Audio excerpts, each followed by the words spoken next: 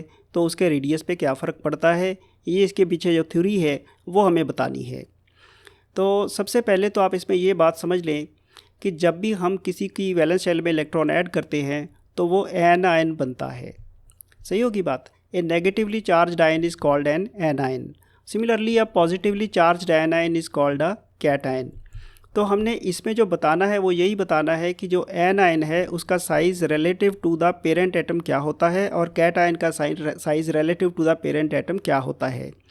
हमें इन्हीं का पेरेंट एटम के साथ साइज़ का कंपैरिजन करना है।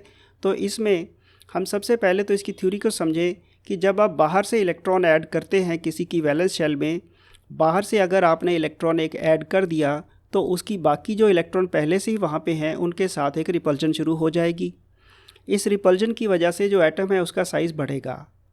सो हम साफ कह सकते हैं कि जो एन आयन होता है, जब एक नेगेटिवली चार्ज आयन बनता है तो उसका जो साइज़ है वो पेरेंट एटम के हिसाब से पेरेंट एटम के मुकाबले वो बढ़ना चाहिए, क्योंकि म्यूचुअल रिपल्जन जो है ये प्ले में आ जाती है।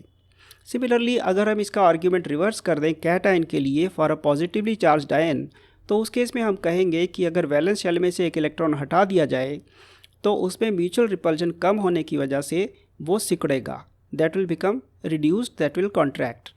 तो ये क्योंकि अगर एनायन में रिपल्जन से वो एक्सपैंड होता है तो कैटायन में वो रिपल्जन कम होने से इट शुड कॉन्ट्रैक्ट।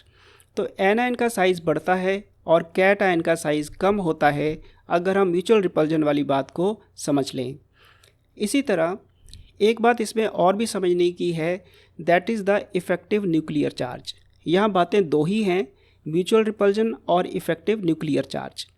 तो अब आप देखने की कोशिश करें कि जब मैंने बाहर से एक इलेक्ट्रॉन ऐड कर दिया है वैलेंस शेल में, तो हम ये कहेंगे कि बाहर जो वैलेंस शेल है, जब प्रिंसिपल क्वांटम नंबर है उसमें इलेक्ट्रॉन की तादाद ज़्यादा हो गई है।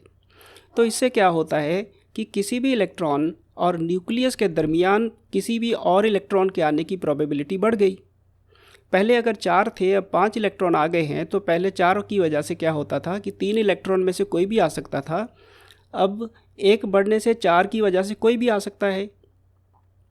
तो probability of coming of an electron shielding any electron from the nucleus is now more.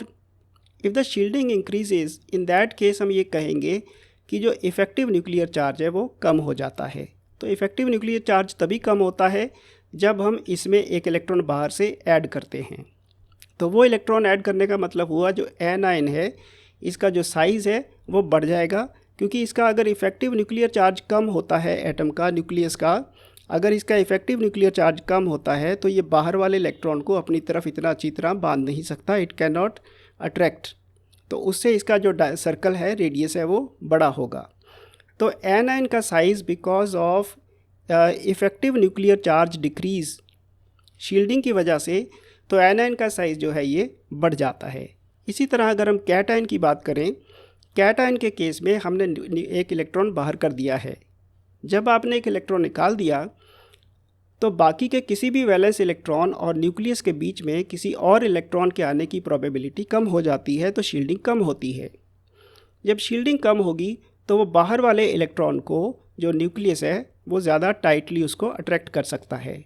तो यहाँ भी वही बात निकली कि जो कैटायन है इसमें शील्डिंग की वजह से और इफ़ेक्टिव न्यूक्लियर चार्ज बढ़ने की वजह से उसका जो साइज़ है न्यूक्लियस का, एटम का साइज़, वो छोटा हो जाता है।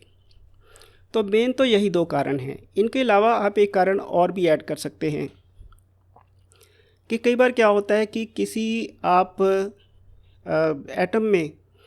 किसी एटम में से अगर आप एक इलेक्ट्रॉन हटाते हो, उसको हटाने से कई बार क्या होता है कि पूरी की पूरी एक प्रिंसिपल शेल ही उड़ जाती है। इसका सिंपलेस्ट एग्जांपल मैंने आपको दिया हुआ है, वो दिया है सोडियम का। सोडियम की अगर आप कॉन्फ़िगरेशन देखते हो वो होता है नियॉन 3s1। सही होगी बात।